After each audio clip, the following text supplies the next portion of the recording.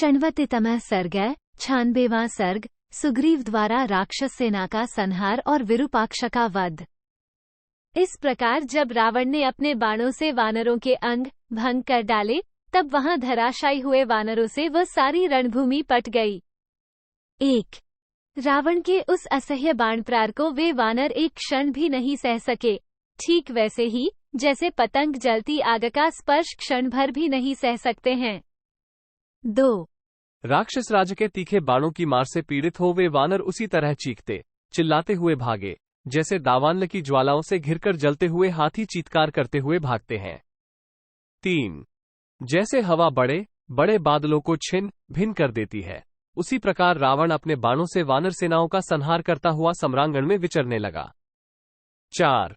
बड़े वेग से वानरों का संहार करके वो राक्षसराज सम्रांगण में जूझने के लिए तुरंत ही श्री रामचंद्र जी के पास जा पहुंचा। 5। उधर सुग्रीव ने देखा वानर सैनिक रावण से खदेड़े जाकर समरभूमि से भाग रहे हैं, तब उन्होंने सेना को स्थिर रखने का भार सुषेण को सौंपकर स्वयं शीघ्र ही युद्ध करने का विचार किया। 6। सुषेण को अपने ही समान पराक्रमी वीर समझकर उन्होंने सेना की रक्षा का कार्य सौंपा और स्वयं वृक्ष लेकर शत्रु के सामने प्रस्थान किया। 7। उनके अगल बगल में और पीछे समस्त वानरयुद्धपति बड़े बड़े पत्थर और नाना प्रकार के वृक्ष लेकर चले। 8। उस समय सुग्रीव ने युद्ध में उच्च स्वर से गर्जना की और प्रलय काल में बड़े बड़े वृक्षों को उखाड़ फेंकने वाले वायुदेव की भांति उन विशालकाय वानरराज ने विभिन्न प्रकार की आकृति वाले बड़े बड़े राक्षसों को गिराकर मत एवं कुचल डाला। 9, 10 जैसे बादल वन में पक्षियों के समुदाय पर ओले बरसाता है, उसी प्रकार सुग्रीव राक्षसों की सेनाओं पर बड़े बड़े पत्थरों की वर्षा करने लगे। 11 वानर राज के चलाए हुए शैलखंडों की वर्षा से राक्षसों के मस्तक कुचल जाते और वे ढहे हुए पर्वतों के समान धराशायी हो जाते थे। 12 इस प्रकार सुग्रीव की मार से जब सब ओर राक्षसों का विनाश होने लगा तथा वे भागने और आर्तनाद करते हुए पृथ्वी पर गिरने लगे, तब विरूपाक्ष नामक दुर्जय राक्षस हाथ में धनुष ले अपना नाम घोषित करता हुआ रथ से कूद पड़ा और हाथी की पीठ पर जा चढ़ा। 13, 14 उस हाथी पर चढ़कर महाबली विरूपाक्ष ने बड़ी भयानक आवाज में गर्जना की और वानरों पर वेगपूर्वक धावा किया। 15 उसने सेना के मुहाने पर सुग्रीव को लक्ष्य करके बड़े भयंकर बाण छोड़े और डटे हुए राक्षसों का हर्ष बढ़ाकर उन्हें स्थिरतापूर्वक स्थापित किया। 16 उस राक्षस के पैने बाणों से अत्यंत घायल हुए वानरराज सुग्रीव ने महान क्रोध से भरकर भीषण गर्जना की और विरूपाक्ष को मार डालने का विचार किया।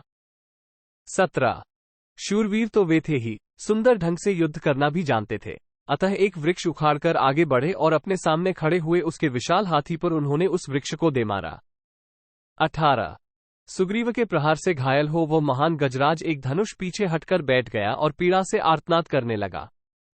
19 पराक्रमी राक्षस विरूपाक्ष उस घायल हाथी की पीठ से तुरंत कूद पड़ा और ढाल तलवार ले शीघ्रतापूर्वक अपने शत्रु सुग्रीव की ओर बढ़ा। सुग्रीव एक स्थान पर स्थिरतापूर्वक खड़े थे, वह उन्हें फटकारता हुआ सा उनके पास जा पहुंचा। 20, 21 ये देख सुग्रीव ने एक बहुत बड़ी शिला हाथ में ली जो मेघ के समान काली थी, उसे उन्होंने विरूपाक्ष के शरीर पर क्रोधपूर्वक दे मारा।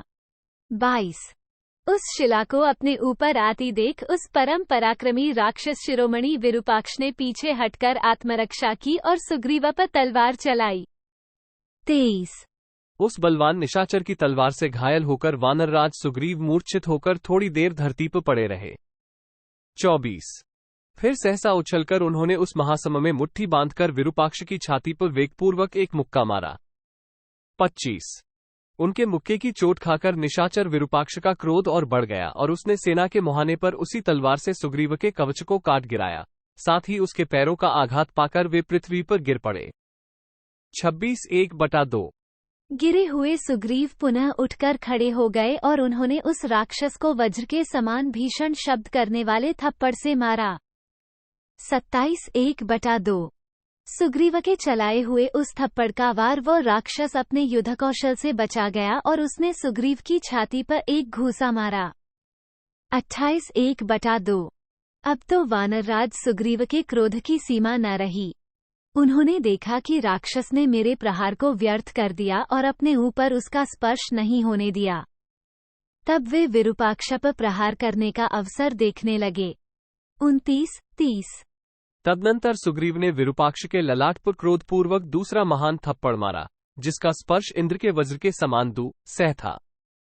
उससे आहत होकर विरूपाक्ष पृथ्वी पर गिर पड़ा। उसका सारा शरीर खून से भीग गया और वह समस्त इंद्रिय गोलकों से उसी प्रकार रक्त वमन करने लगा, जैसे झरने से जल गिर रहा हो। उस राक्षस की आंखें क्रोध से घूम रही थीं।